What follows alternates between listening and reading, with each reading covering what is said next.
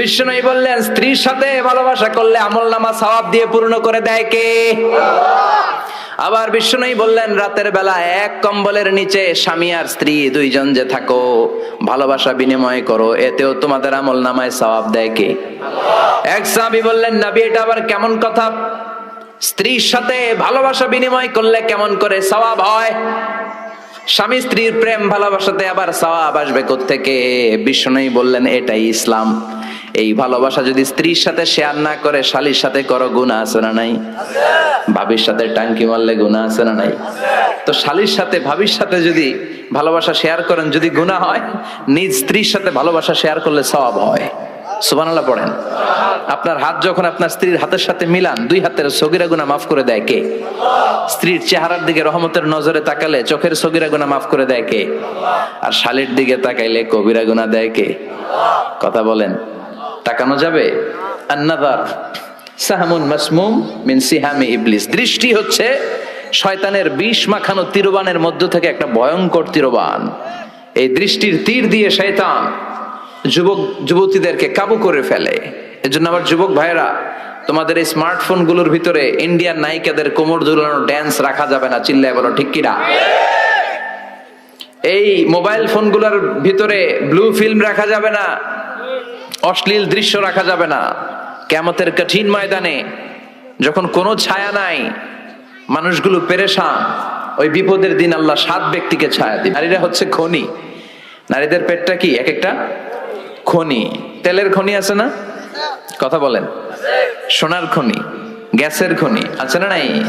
তো নারীদের পেটটাও খনি। এই নারীদেরকে যদি কোরআন শিখাতে পারেন, আমার বোনদেরকে যদি ইসলাম শিখাতে পারেন, নারীদেরকে যদি বিশ্বনবীর সুন্নাহগুলো শিখাতে পারেন, তাদের এই পেটের খনি থেকে বড় বড় আল্লাহর ওলি বের হবে, ইসলাম প্রিয় লোক বের হবে, দেশপ্রেমিক বের হবে, মুফাসসিরে কোরআন বের হবে, মুহাদ্দিস বের হবে, হাফেজে কোরআন বের হবে। আর একই নারী তাকে যদি ইসলাম না শিখান, কোরআন না শিখান, বিশ্বনবীর সুন্নাহ না শিখান, এই পেট থেকে বড় বড় ডাকাত বের হবে, টেন্ডারবাজ বের হবে, চাঁদাবাজ বের হবে, যারা ইফটিজিং করবে, 31st নাইটে মেয়েদের অন্য ধরে টান দিবে, আর গান গাবে রুব্বানে নাচে কোমর দুলাইয়া।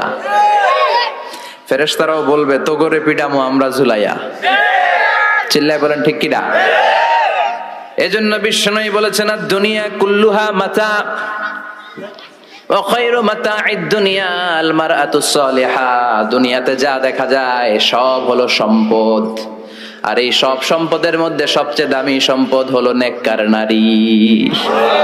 বাড়ি গাড়ি ফ্ল্যাট সবকিছু সম্পদ, আর এই সব সম্পদের মধ্যে সবচাইতে দামি সম্পদ হচ্ছে নেককার নারী।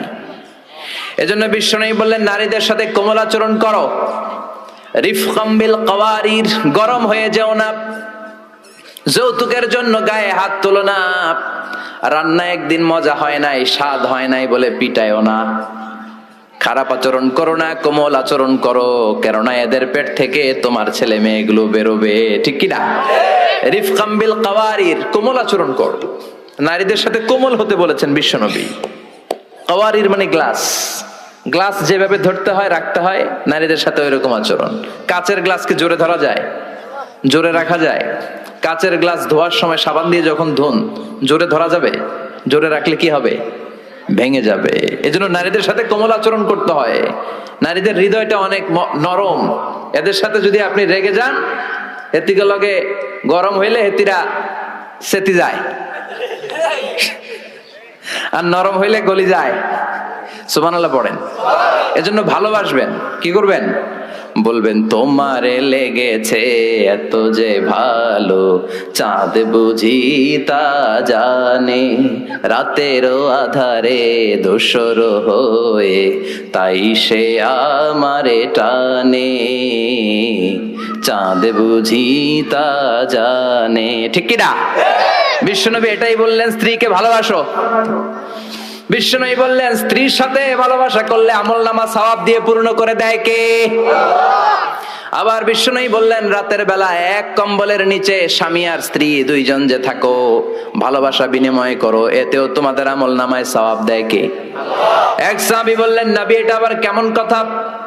স্ত্রীর সাথে ভালোবাসা বিনিময় করলে কেমন করে সওয়াব হয়? স্বামী স্ত্রীর প্রেম ভালোবাসাতে আবার সওয়াব আসবে কোত্থেকে? বিষ্ণু বললেন এটাই ইসলাম। এই ভালোবাসা যদি স্ত্রীর সাথে শেয়ার না করে শালীর সাথে করো, গুনাহ আছে না নাই?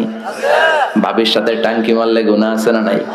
তো শালীর সাথে ভাবির সাথে যদি ভালোবাসা শেয়ার করেন, যদি গুনাহ হয়, নিজ স্ত্রীর সাথে ভালোবাসা শেয়ার করলে সওয়াব হয়। সুবহানাল্লাহ পড়েন। আপনার হাত যখন আপনার স্ত্রীর হাতের সাথে মিলান, দুই হাতের সগীরা গুনাহ মাফ করে দেয় কে? স্ত্রীর চেহারার দিকে রহমতের নজরে তাকালে চোখের সগীরা গুনাহ মাফ করে দেয় কে? আর শালীর দিকে তাকাইলে কবিরা গুনাহ দেয় কে? কথা বলেন, তাকানো যাবে? আন-নাযার সাহমুন মাসমুম মিন সিহামি ইবলিস। দৃষ্টি হচ্ছে শয়তানের বিষ মাখানো তীরবানের মধ্য থেকে একটা ভয়ঙ্কর তীরবান। এই দৃষ্টির তীর দিয়ে শয়তান যুবক যুবতীদেরকে কাবু করে ফেলে।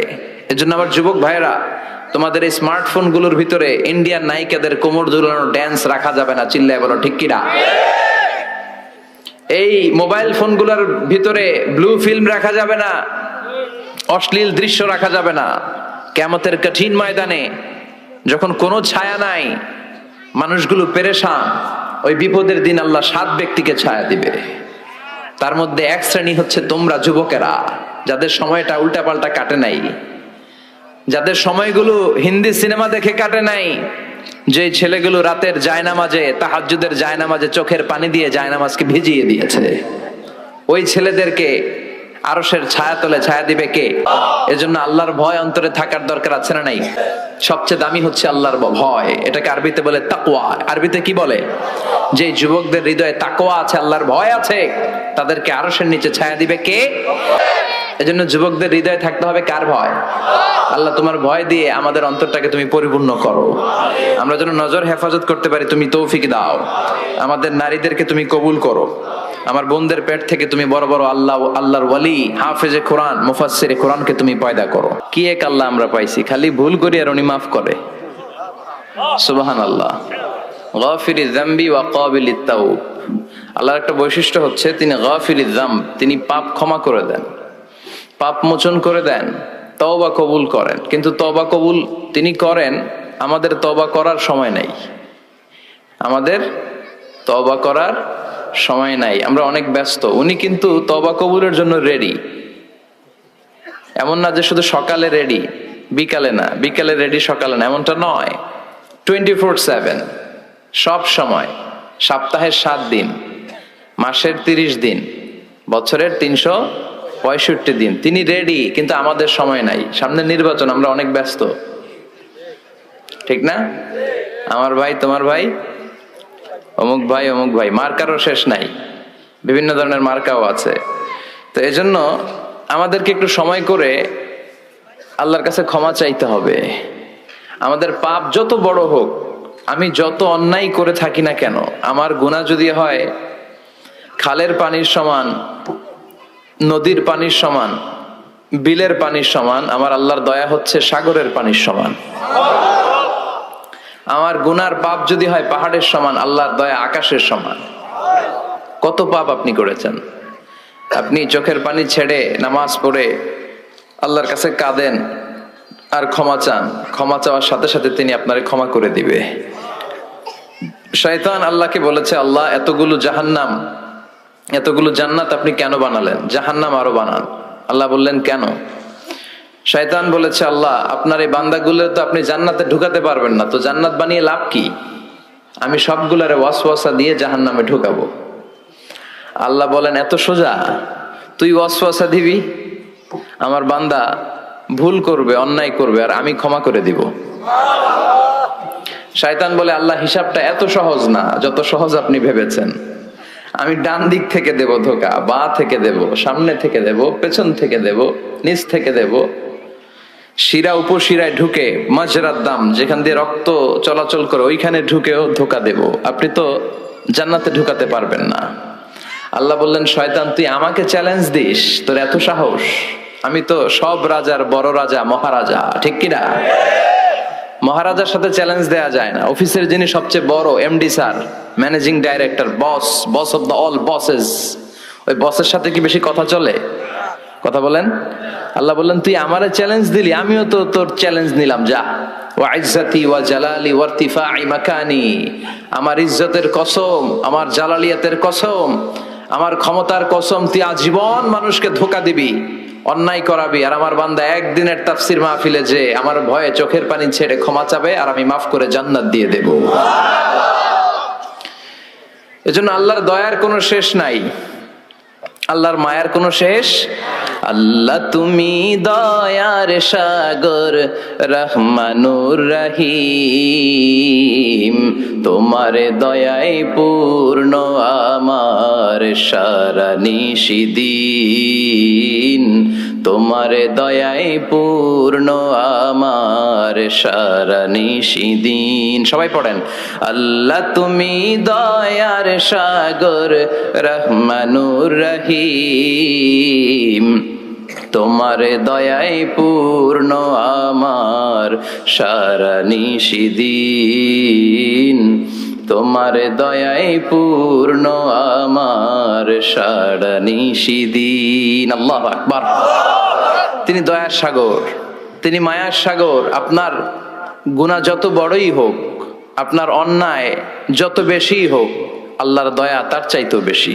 দয়াকে তিনি 100 টুকরা করেছেন। দয়া আর ভালোবাসা তৈরি করার পরে তিনি ভালোবাসাটারে 100টা পিস করলেন। কয় পিস? 100 পিস। ভালোবাসা 100 পিস, 100 পিস করে 1 পিস ভালোবাসা আমাদের সবার মধ্যে তিনি ভাগ করে দিলেন। ভাগের যোগে আমি, আপনি, আমরা সবাই, সাইয়েদনা আদম থেকে শুরু করে আজ পর্যন্ত এমনকি up to the day of judgement, কিয়ামত পর্যন্ত যারা যারা আসবে, সবাই আমরা ভাগে যোগে ওই 1 পিস পাইছি। আর উনি ওনার নিজের মধ্যে রেখে দিয়েছেন 99 পিস ভালোবাসা। ওই 1 পিস ভালোবাসা আমরা পাওয়ার পরেও পৃথিবীতে ভালোবাসার গানের শেষ নাই, ঠিক কিনা? ভালোবাসবো বাসবো রে বন্ধু, আছে না নাই? তো হোমায় যতনে, কত ভালোবাসার গান। আবার রাসূল আমার ভালোবাসা, রাসূল আমার আলো আশা, রাসূল আমার প্রেম বিরহের মূল আলোচনা, রাসূল আমার কাজে কর্মের অনুপ্রেরণা, ঠিক কি না? রাসূলের জন্য আমাদের ভালোবাসার শেষ নাই।